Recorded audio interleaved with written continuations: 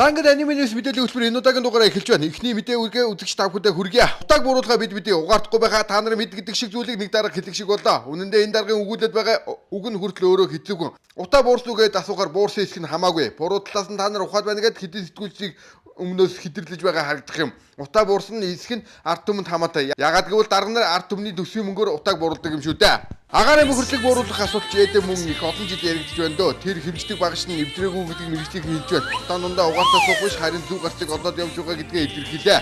Англи улс нийслэл Лондон агаарын бохирлоос аврахын тулд хийн түшиг ард түмний зөв нэмэлт хийж чадсанаа өнөөгийн Лондоныг бий болгосон. Харин манайх бол утаагүй түшиг агаарын бохирлыг бууруулахын тулд хэрэгдэж байгаа асуудыг ярьсаар л Үүнээс нь үрдэг гарав гэж асуухад нэг иймэрхүү харилтыг өгч харагдах юм. Агаарын богд шидэв буурчгаа. Энэ асуулт бол бүх хүний анхаарлын төвд байдаг. Ялангуяа хэвлэл мэдээллийнхэн бол байнга асууж яадаг.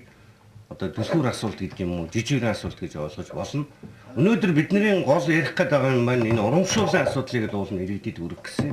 Тэгэл нэг ийм одоо юм сурчил юм уу юм яхаар нөгөө л нэг асуултуудаас байнга тавиад явах юм.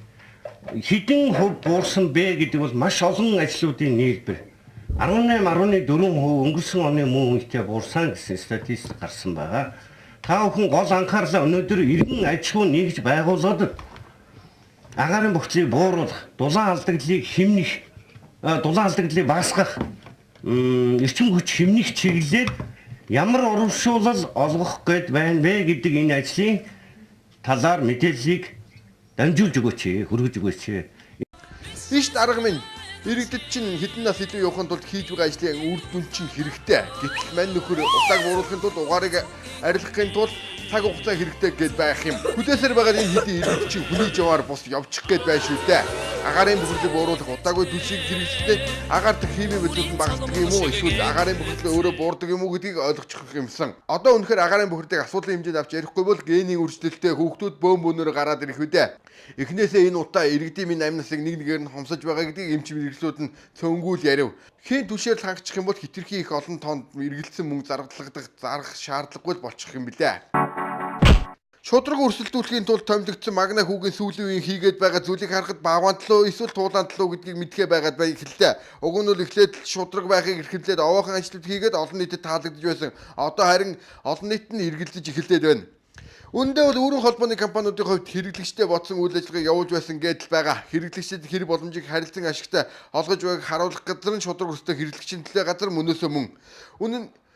Үнэн дээр энэ газарт өнөөдөр магна хүү очиод өргөдөлт дарагдсан нуус шээ. Магнач өргөдөлт гомдлыг нэг өнөөдөр шийдвэрлэх тал дээр бодиттой ажлыг эхлүү тодорхой зүйлийг хийсэн бахархуу штэ. Байрны үнийг багасгах нь бензин үнийг хямдруулна, бараа бүтээгдэхүүний үнийг бууруулна. Магнагийн ажлынхаа төлөө тавьж байгаа өрөө бүр нөгөө бидний өдөр тутам хэрэглэдэг утасны үнийг бууруулах гээд сүүлийн үед сүрхий их гүйж яваа. Гэтэл хөөрхөн магна тооны ухаандаа жаахан тиймэрхүү болохоор хийсэн ажил нь эсэргээрээ эргөө. Баавгаан талуу эсвэл бамбарын талуу. Магна хүүгийн ботсон гүйлгээ ухаанаар нь тооцохоор секундэд төлдөг тариф нь минутанд төлдгөөс хамаагүй өндөр гарчгаад байна. Чимээгүй хүүхэн байж байгаа завшин гэдэг шиг зүйл болж өөрийн холбооны компаниудын хувьд. Гэхдээ төмөн олондоо төвөггүй чиргэлгүй үн хямд өөрийн холбооны оператор санал болгох гээд санаа гаргасан магна хүүдэд талархахаас яахав дээ. Гэр оролдлын иргэдийг хаусанд оруулчихъя гэж ирээд шинэхэн хотын удирдлагын шинжилгээний хөтөлбөртөд тусгаад байгаа. Сайн хэрэгтэй иргэдийн газрыг аваад орон сууц олгох ажлыг харин эрчимлүүдэд ихэлсэн бодолтой юм. Ойлгохгүй байгаа одоо асуудал орон сууцтай холбоотой асуудалтанд нь тууж явна. Иймэрхүү зүйлийг өмнө нь ч өчнөө хотын удирдлагууд ярьж байсан дөө. 7 дугаар хорооллыг барина гэдэл нэг цэнхэр хашаа хайлаас түр явдаг замд харагдаад олон жил болж байна. Одоо харин өнөөх газарт нь айл бужигсан амар жимэр амьдарч байх юм. Төрийн хашаанд буусан айл. Өмчийг нь хамгаалж байгаа асуудал нь өөрөө зөв харагдж байгаа ч өнөөх хашаанд хизээ 7 дугаар хороол босох нь өнөөдрийг хүртэл тодорхойгүй. Уучлаарай 32 компани 64 санал өгсөн. 32 компани 64 санал өгсөн гэж оролцсон. За яг өнөөдрийн байдлаар 12 байршлын 10 байршил дээр нь компани шалгагдсан байгаа. 2 байршилтай шалгараагүй. Нэг нь бол Сонгон найрхан дүүргийн 10 дугаар хороо, нөгөөх нь Сүхбаатар дүүргийн 15 дугаар хороо Дамдаржиг гэсэн. За энэ 10 байршил дээр шалгарсан одоо компаниуд одоо өнөөдөр шалгарсан компаниуд энэ хагас өдөр одоо нөгөөдөр 6-нд энэ компаниуд энэ дүүл ажиллагаа явуулах одоо тэр асуудлыг бид нэр иргэдээс асууж. Та нар зөвшөөрч байна уу гэж.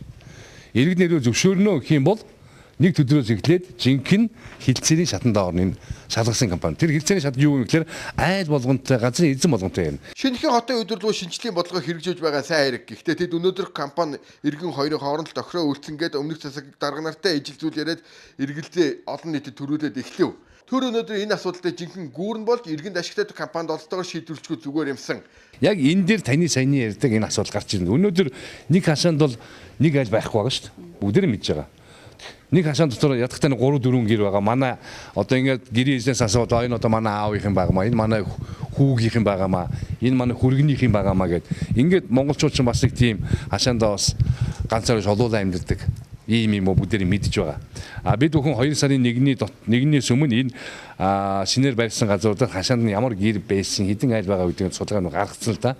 Тэгэхээр энэ бол бүх хилцээний шатанд л явагдана. Бүтээн байгуулалт өрнөж бүх нийтээр орон сууцнд орчих юмсан. Гэхдээ гэр ороолын нэг хашаан 4 айл амьдарч байгаа тохиолдолд энэ хэрхэн яаж шийдвэрлэхийг хэлэхэд хэцүүхэн байна. Зүү гарцаа болоод зөндөө олон байшин баригдаасаа да. За ингээд ирэх хүмүүст үзэгч та бүхэндээ аниманес мэдээллийн хөтөлбөр энэ удаагийн дугаараа хүргэлээ. Маргааш энэ цаг мөчтөө иргэн уулзъя.